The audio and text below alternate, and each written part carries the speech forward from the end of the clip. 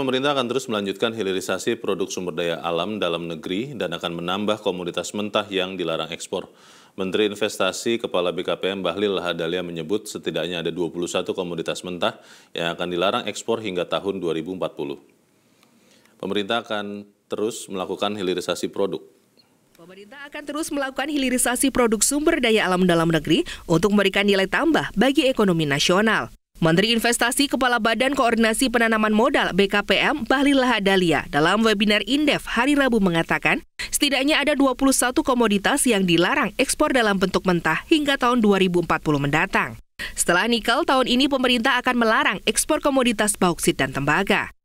Bahlil menyebut pihaknya telah membuat peta jalan hilirisasi Indonesia sampai tahun 2040.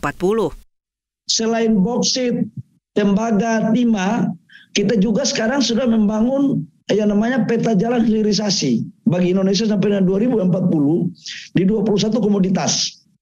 Yang jumlah investasinya kurang lebih sekitar 545,3 miliar US dollar sampai dengan 2040. Ini adalah jalan strategi yang harus Indonesia lakukan dalam rangka meningkatkan pendapatan per kapita, dalam rangka bagaimana mendorong menjadi negara yang baik. Dan yang kedua adalah bagaimana mengoptimalisasikan sumber daya alam yang ada. Ini adalah strategi negara.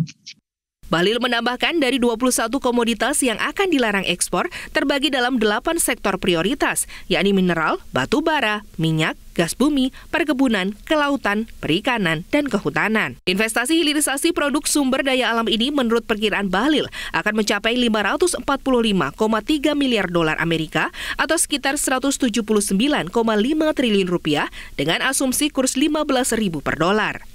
Terkait investasi hilirisasi, Direktur Eksekutif Indef Tauhid Ahmad menilai investor memiliki berbagai pertimbangan, tidak cukup hanya melimpahnya sumber daya alam yang bisa dijadikan bahan baku produk hilirisasi. Namun investor juga mempertimbangkan ketersediaan teknologi, infrastruktur pendukung, dan kompetensi sumber daya manusia yang saat ini masih menjadi masalah di Indonesia. Tauhid menyebut investor sangat memperhatikan nilai keekonomian proyek hilirisasi yang ditentukan oleh banyak aspek.